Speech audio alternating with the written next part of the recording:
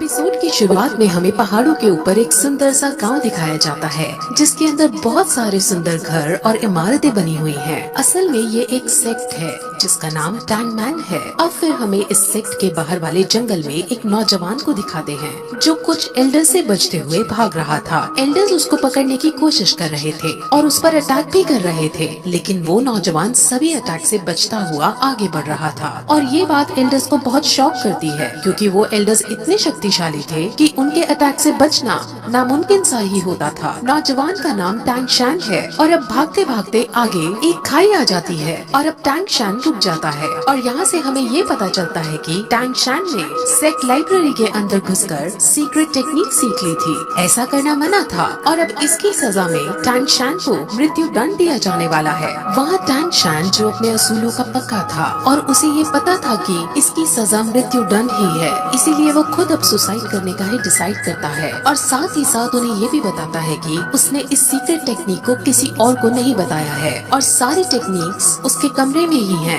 और ऐसा कहते ही वो उस टेक्निक का सबसे खतरनाक हथियार निकाल लेता है और सेक्ट के लीडर को समर्पित करता है, जिसके बाद वो अपने सारे कपड़े उतारता है, क्योंकि वो टैंग सेक्ट से लिया हुआ सब कुछ वापस लौटा देना चाहता था। और फिर खुद खाई से नीचे कूद जाता है। तभी सेक्ट लीडर उसे मरने से बचाने की भी कोशिश करता है, लेकिन टैंग शैन अपने इरादे का पक्का था और वो खाई में गिरकर अपने आप को मार डालता है। उसके मरते ही उसकी आत्मा अलग अलग दुनियाओं को क्रॉस करते हुए पैरेलल यूनिवर्स में चली जाती है और वहाँ वो एक नवजात शिशु के रूप में जन्म लेता है और उसका नाम भी वहाँ टैंग शैन ही रखा जाता है। उसे अब अपने पहले जन्म की सारी बातें और सारी टेक्निक्स याद होती हैं, जिस वजह से वो बचपन से ही उन टेक्निक्स को पहाड़ के ऊपर जाकर प्रैक्टिस करता है। इस दुनिया के अंदर डोलो कॉन्टिनेंट है। इस दुनिया के अंदर हर कोई 6 साल की उम्र में अपनी एक स्पेशल एबिलिटी एक्टिवेट करता है। इस एबिलिटी का नाम स्पिरिट सोल है और स्पिरिट सोल को हासिल करने के बाद लोगों के पास अलग अलग तरह की एबिलिटीज आ जाती हैं। एक दिन जब वो पहाड़ से टेक्निक करते हुए वापस आ रहा होता है तो उसे पता चलता है कि इसी साल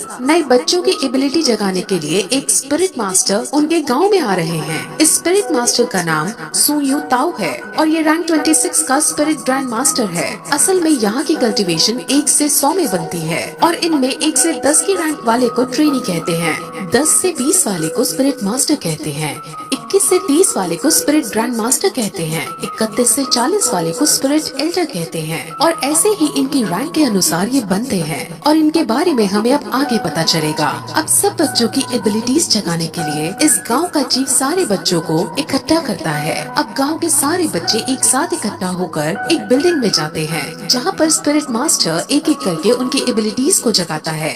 वहां पर टैंग शैन भी मौजूद है और वो भी यहाँ अपनी एबिलिटी को अवेकन करने आया होता है। तब उनकी एबिलिटीज को जगाने से पहले सब बच्चों को अपनी शक्ति दिखाता है और अपने अंदर एक भेड़िए जैसी शक्ति बुला लेता है, जिससे सब बच्चे बहुत शॉक होते हैं और एक्साइटेड हो जाते हैं। और अब एक एक करके बच्चे अपनी अपनी स्पिरिट सोल को जगाने के लिए आगे आते हैं। अब जो पहला बच्चा आगे आता है उसकी स्पिरिट सोल एक दारांत यानी सिकल होती है, जो कि एक टूल टाइप स्पिरिट सोल है। अब इसे देखकर स्पिरिट मास्टर उनको बताता है कि ये वेपन के लिए तो काम नहीं आ सकती, लेकिन इस टाइप के लोग एग्रीकल्चर यानी फार्मिंग के अंदर बहुत अच्छे होते हैं। अब वो उसकी सोल पावर को चेक करता है। सोल पावर किसी भी स्पिरिट सोल को ट्रेन करने के लिए बहुत जरूरी होती है। अब जब उसकी सोल पावर को चेक करते हैं तो उसकी सोल पावर 0 आती है, जिसका मतलब वो अपनी स्पिरिट सोल को ट्रेन नहीं कर सकता और पूरा जीवन भर एक नॉर्मल इंसान की रहेगा। ऐसा करते करते वो और भी बच्चों को चेक करता है, जिसमें ज्यादातर फार्मिंग स्किल्स की एबिलिटीज को रखने वाले बच्चे ही निकलते हैं। वहीं फिर एक लड़की अपनी सोल पावर चेक कराने आती है और उसकी स्पिरिट सोल एक ब्लू सिल्वर ग्रास की होती है।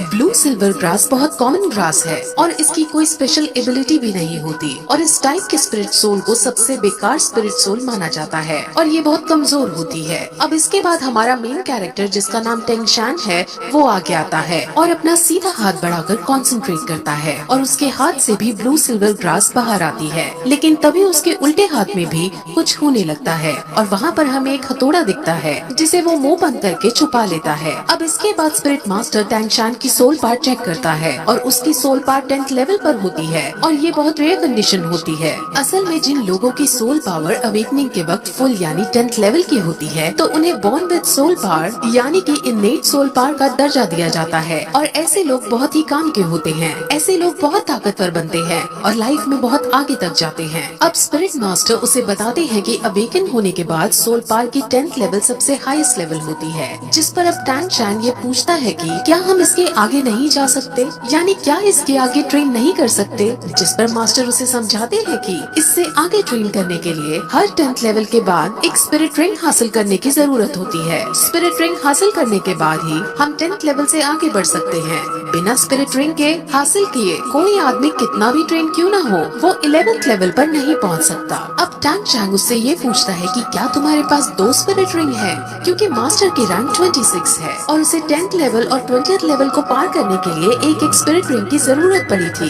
स्पिरिट रिंग्स यूजर को उनके स्पिरिट सोल के मुताबिक उनको अलग अलग स्पेशल पावर भी देती है। अब ऐसा कहकर वो हॉल से बाहर आ जाते हैं और अब स्पिरिट मास्टर जाने लगते हैं। अब गांव के चीफ और टैंग शैन के घर जाते हैं और वहाँ उसके पिता को टैंग शैन के पावर्स के बारे में सब कुछ बताते हैं और उसको जीनियस कहकर पुकारते हैं। टैंग शैन के पिता का नाम टैंग हाउ है। टैंग हाउ अब अपने बेटे से उसके स्पिरिट सोल के बारे में पूछता है और उसे अपने बेटे से उसके स्पिरिट सोल के बारे में पता चलता है, जो कि ब्लू सिल्वर ग्रास है।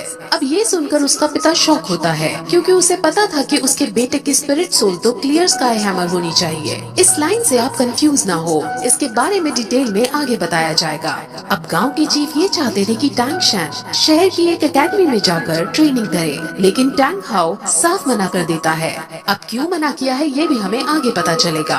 गांव का चीफ बहुत शॉक होता है और उससे लड़ता भी है, क्योंकि इतने बड़े टैलेंट को घर में रखना सही नहीं है। इसको बाहर जाकर बेस्ट ट्रेनिंग हासिल होनी चाहिए। अब चीफ के बार बार समझाने पर भी टैंग हाउ नहीं मानता और चीफ अब वहाँ से चला जाता है। अब टैंग हाउ को ये लगता है कि उसके इस डिसीजन से उसका बेटा नाराज होएगा, लेकिन टैंग शैन उसके इस डिसीजन से नाराज होने की बजाय उनकी बातों से संतुष्ट दिखाई देता है और कहता है कि हम एक लोहार की तरह भी अपना गुजारा चला सकते हैं। अब टैंग हाउ निराश होकर बैठ जाता है और वो दुखी होते हुए सभी स्पिरिट मास्टर्स को बेकार बताता है। अब टैंग हाउ टैंग शैन से अपनी स्पिरिट सोल को दिखाने को कहता है, जिस पर टैंग शैन अपने हाथ से उसे ब्लू सिल्वर ग्रास निकाल कर दिखा देता है और ये देखकर वो बहुत चौंक जाता है।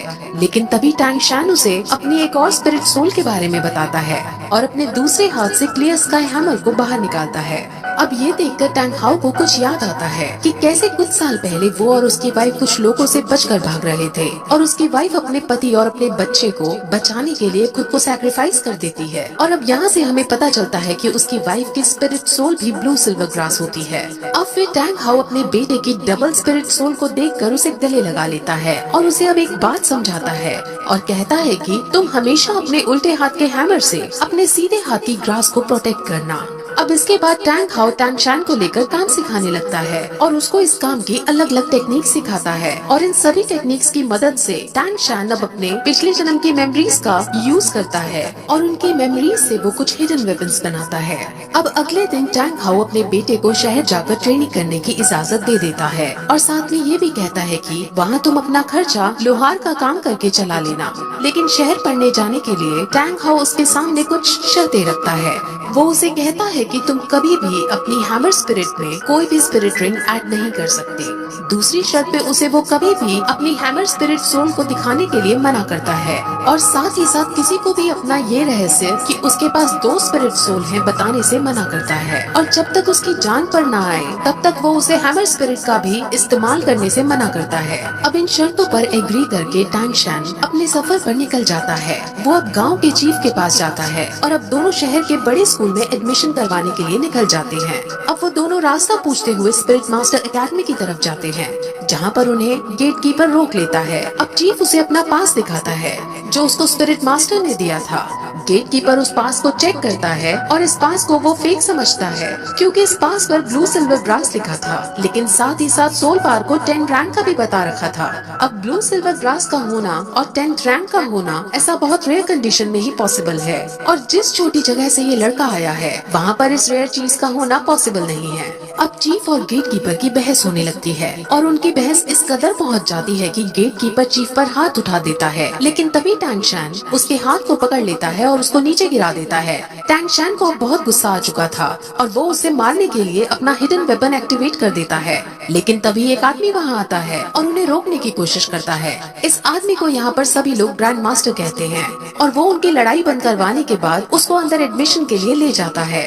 अब रास्ते में टैंग शैन और ग्रैंड मास्टर कई तरह की बातें करते हैं, जिसमें ग्रैंड मास्टर अपनी आइडेंटिटी बताते हुए कहते हैं कि वो यहाँ का ग्रैंड मास्टर है और अगर टैंग शैन ग्रैंड मास्टर से कुछ सीखना चाहता है तो वो उसको टीचर बुला सकता है। अब वो और भी बातें करते हैं और क्योंकि ग्रैंड मास्टर ने उसका एडमिशन पास देखा होता है तो वो उससे कहता है कि तुम बहुत इंटेलिजेंट हो और उसे ये भी बताता है कि पिछले 100 सालों के अंदर तुम तीसरे आदमी हो जिसके पास 2 स्पिरिट सोल हैं। ये सुनकर टैंग शैन चौंक जाता है और अपने हिडन वेपन को फिर से एक्टिवेट करने के लिए रेडी हो जाता है। दरअसल वो ऐसा इसलिए करता है क्योंकि उसके पिता ने उसे कहा होता है कि उसकी 2 स्पिरिट सोल के बारे में किसी को नहीं पता चलना चाहिए और अब वो अपने इस खतरे को हटाने के लिए अपना हिडन वेपन एक्टिवेट करता है। लेकिन तभी ग्रैंड मास्टर उसे अब ये बताता है कि आखिर उसे इन सब के बारे में कैसे पता चला। असल में ग्रैंड मास्टर बहुत ज्यादा इंटेलिजेंट है और उसने पहले भी बहुत सारी रिसर्च कर रखी थी। उसमें उसे पता चला था कि दुनिया के अंदर ब्लू सिल्वर ग्रास वाली स्पिरिट सोल के सिर्फ 647 लोग हैं और उनमें से सिर्फ 16 के पास सोल पावर है और उन 16 की भी रैंक 1 से ज्यादा नहीं है। सोल पावर हमेशा स्पिरिट सोल की क्वालिटी के प्रोपोर्शन में रहती है, जिस वजह से ब्लू सिल्वर ग्रास की फुल सोल पावर नहीं हो सकती। इसलिए ग्रैंड मास्टर श्योर है कि इसके पास 2 स्पिरिट सोल हैं। अब उनकी ये सब बातें सुनकर टैंग शैन समझ जाता है कि ये ग्रैंड मास्टर बहुत समझदार आदमी है और वो तुरंत उसके सामने झुककर उन्हें अपना गुरु बनने के लिए प्रार्थना करता है और अब ग्रैंड मास्टर उसे अपने डिसाइपल के रूप में एक्सेप्ट कर लेते हैं। अब फिर वो दोनों स्कूल के अंदर प्रिंसिपल के पास जाते हैं और प्रिंसिपल उसका एडमिशन पास देखता है। उसे भी थोड़ा अजीब लगता है कि ये ब्लू सिल्वर ग्रास है लेकिन इसकी सोल पावर फुल है, लेकिन साथ में ग्रैंड मास्टर को देख वो उसको एडमिशन दे देता है। ग्रैंड मास्टर हालांकि यहाँ का कोई टीचर नहीं है, लेकिन प्रिंसिपल और बाकी सब ग्रैंड मास्टर की बहुत इज्जत करते हैं और ग्रैंड मास्टर का रुतबा पूरे शहर के अंदर है। अब टैंग शैन को हॉस्टल 7 अलॉट किया जाता है और अब वो अपने हॉस्टल के अंदर जाने लगता है। जैसे ही वो अपने हॉस्टल का गेट खोलता है वैसे ही वहाँ एक बच्चा उस पर अटैक कर देता है। टैंग शैन उस बच्चे से लड़ता है और दोनों के बीच फाइट होने लगती है। इस फाइट में टैंग शैन आसानी से उस बच्चे को मार दे देता है और सब बच्चे टैंग शैन के लिए ताली बजाने लगते हैं। अब फिर वो बच्चा खड़ा होता है और सम्मान पूर्वक उसे बताता है कि ये हॉस्टल का एक ट्रेडिशन है। यहाँ जो भी नया बच्चा आता है उससे यहाँ का बिग बॉस लड़ाई करता है और अगर वो नया बच्चा जीत जाता है तो उसे यहाँ का बिग बॉस बना दिया जाता है। अब क्योंकि टैंग शैन जीत गया था इसलिए सब उसके सामने झुक जाते हैं और उसे अपना बिग बॉस कहने लगते हैं। और तभी फिर हम ये देखते हैं कि वहाँ एक नई लड़की आती है। उस नई लड़की का नाम लिटिल वू है और अब परंपरा के अनुसार टैंग शैन इस लड़की पर अटैक कर देता है और फिर यही एपिसोड इस तरह खत्म हो जाता है।